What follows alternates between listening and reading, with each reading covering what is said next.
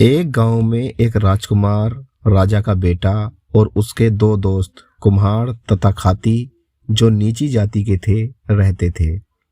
तीनों में गहरी मित्रता थी। एक दूसरे को देखे बगैर खाना तक नहीं खाते थे। लेकिन तीनों में एक बुरी आदत थी, नशा करने की आदत। राजा को अपने बेटे का नीची जाति के लोगों के साथ उठना बैठना और नशा करना कतई मंजूर नहीं था।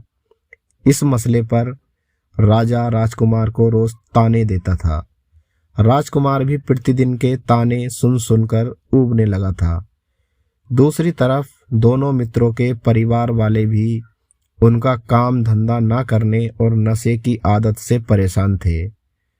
राजा और दोनों मित्रों के परिवार वालों ने इस समस्या से छुटकारा पाने के लिए अपने अपने बेटों को घर से निकलने पर रोक लगा दी।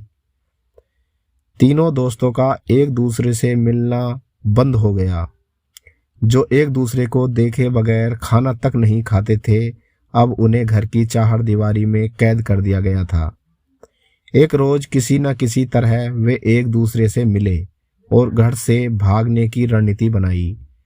अगले ही दिन तीनों मित्र अपना अपना सामान लेकर घर छोड़कर चले गए। तीनों घर से भाग तो गए थे, लेकिन अब रहना कहाँ है, यह एक बड़ा सवाल था। चलते चलते वे अपने गांव से बहुत दूर पहुंच गए, जहां उन्हें एक बहुत सुंदर महल दिखा। तो उन्होंने वहां एक दिन रहने की सलाह बनाई। जब उन्होंने महल के अंदर जाकर देखा तो उन्हें ऐसा प्रतीत हुआ मानो इस महल की कारीगरी बहुत बड़े विद्वानों द्वारा की गई हो, मगर महल से बहुत ही सुंदर और साफ सुथरा था। लेकिन अचंभे की बात यह थी कि वहां रहने वाला कोई नहीं था। इतनी सुंदर कारीगरी के बावजूद भी वह एकदम वीरान था, जो इन तीनों दोस्तों के आगे एक रहस्यमयी सवाल बन गया। महल के बीच में केवल एक काली भैंस बंधी हुई थी, जो बिना अपनी पलक झपकाए तीनों को लगातार घूर रही थी। भैंस प्रतिदिन एक बाल्टी दूध देती थी। महल में खाने पीने का सामान भी भरपूर था। दिन प्रतिदिन वे अच्छा खाते और एक बाल्टी दूध मिल बांट कर पीते। दिन अच्छे गुजर रहे थे, लेकिन घर में किसी आदमी का ना होना अभी भी एक बड़ा सवाल बना हुआ था। एक रात तीनों दोस्त सो रहे थे, लेकिन राजकुमार को यह बात सता रही थी कि इतना सुंदर महल आखिर है किसका, जो इस कदर वीरान पड़ा है।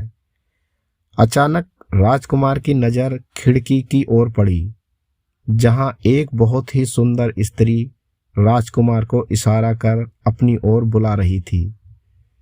राजकुमार इस वीरान महल में इतनी सुंदर स्त्री को देख दंग रह गया और अपने दोस्तों को बताए बिना उसके पीछे पीछे चल दिया। वह केवल उसकी सुंदरता पर मोहित होकर स्त्री के पीछे नहीं गया था, बल्कि कारण था सवाल से पर्दा उठाना।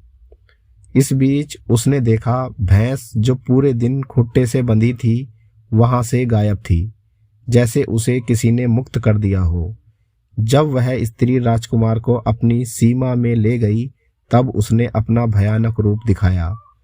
उसके दांत मानो उसके मुंह से भी बड़े हो गए, बाल जमीन से सट गए, एक काला रूप जो उसकी वास्तविकता दर्शा रहा था।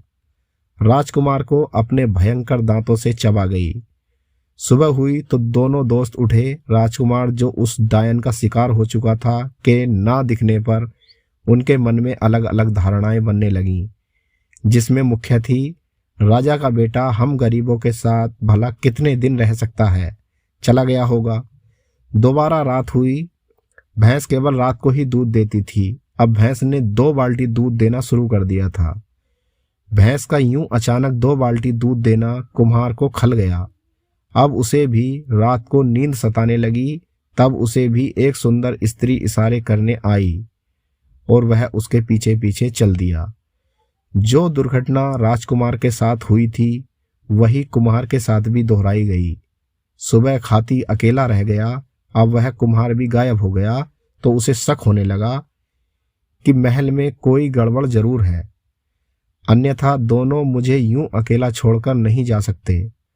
जब वह रात को अकेला दूध निकालने गया तो भैंस ने 3 बाल्टी दूध दिया। उसे अब भैंस पर शक होने लगा था। उसने रात को ना सोने का निर्णय किया। उसने सारी रात छुपकर भैंस की निगरानी की। जब डायन का समय हुआ तो फिर से वह एक स्त्री का रूप लेकर खाती के कमरे की ओर चल दी।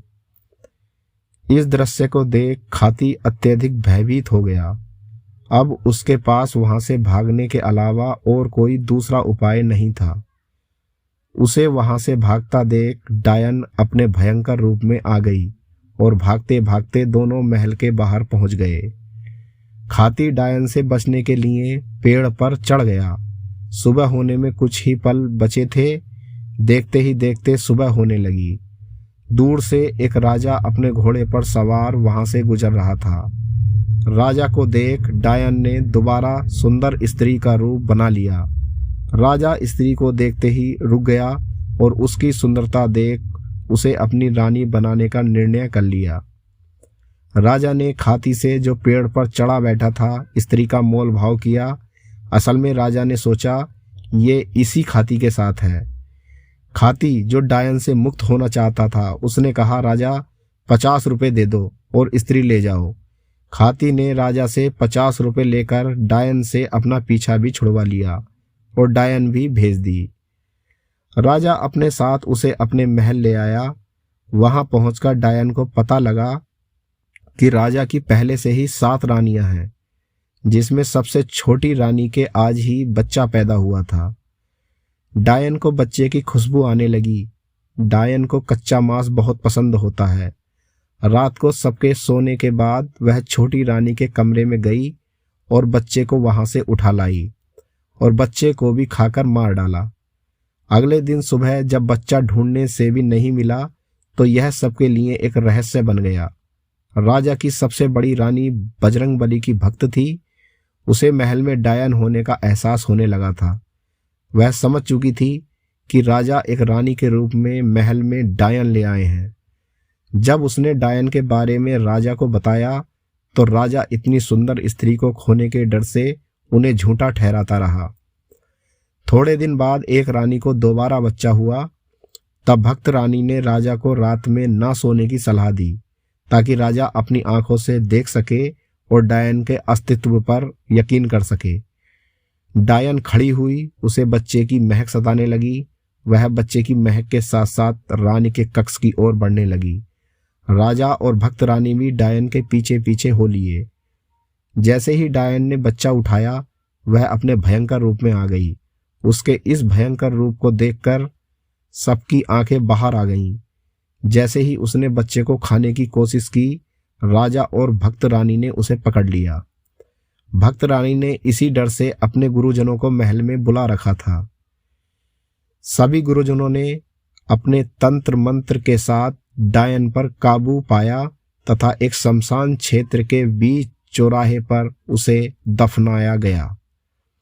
दोस्तों, भैंस बनी डायन कहानी आपको पसंद आई हो तो प्लीज़ वीडियो को लाइक और चैनल को सब्सक्राइब जरूर कर दें। शुक्रिया।